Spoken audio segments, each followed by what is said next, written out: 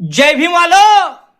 आता तुमच्या आई बहिणीवर अत्याचार होणार, तुमच्यावर अत्याचार होणार, कोणीही तुम्हाला जातीवर शिवी देणार तो कोणालाही काही होणार नाही. कारण ॲट्रॉसिटी खतम करत आहे काही हरामखोर लोक म्हणतात ॲट्रॉसिटीचा दुरुपयोग करत आहे एससी एसटी, त्या कारणामुळे त्याच्यामध्ये थोडासा बदल करा. जेव्हा असं होतं की कोणत्या हरामखोराने तुम्हाला जातीविषयक शिवी दिली, तुमच्या जातीवर धर्मावर शिवी दिली, तर त्याच्यावर ॲट्रॉसिटी लागायचं.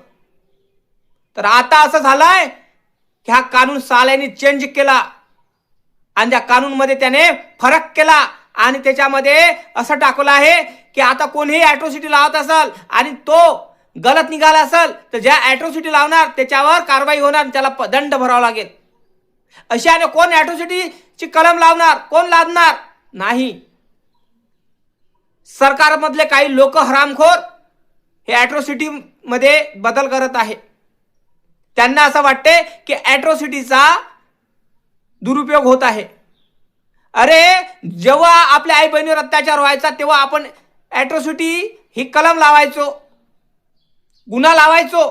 आता विचार करा तुम्ही, हा गुन्हा आता लागणारही नाही.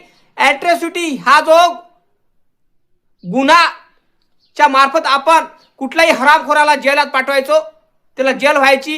कुठलाही जज म्हणा, कुठलाही वकील, कुठलाही पोलीस कोणी सोडू शकत नव्हतं. आता असे सुटणार का म्हणून राहिलो मी, कारण आता दादा यांनी बदल केलेला आहे त्याच्यामध्ये. आणि आता आपल्या आई बहिणीवर अत्याचार होणार. जसा पहिले आपल्या आई बहिणीवर अत्याचार व्हायचा, कोणी बोलत नव्हतं, कुठला पोलीसवाला म्हणा कुठलेही कोणी बोलत नव्हतं आणि कोणीही केस घेत नव्हतं, एफ आय आर दाखल करत नव्हतं. आता असंच होणार. आता तुमच्या बहिणी, माये भाऊ, तुमचे भाऊ हे सगळे आता जसे पहिले राहायचे तसे राहणार आणि त्याच्यावर अत्याचार होणार. कारण भारताचे संविधान मिटवण्याचा प्रयत्न चालू आहे.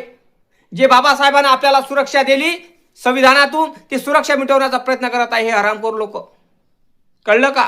म्हणून सांगत आहे एकीकरण करा, जागृत व्हा, सुशिक्षित व्हा, शिक्षित बना. कारण बाबासाहेब आंबेडकरांनी सांगितलं आहे शिका, संघटित व्हा, संघर्ष करा. आपण ते शिकलो पण संघटित झालो नाही आणि संघर्ष केला नाही.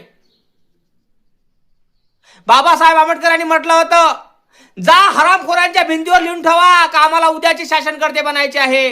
बाबासाहेबांनी सांगितलं का राजकारणात प्रवेश करा, पण आपण राजकारणात प्रवेश केला नाही अजून. ह्या संविधान आहे जोपर्यंत तोपर्यंत सहाय्य कोणीही आपल्या बाली बाका करू शकत नाही.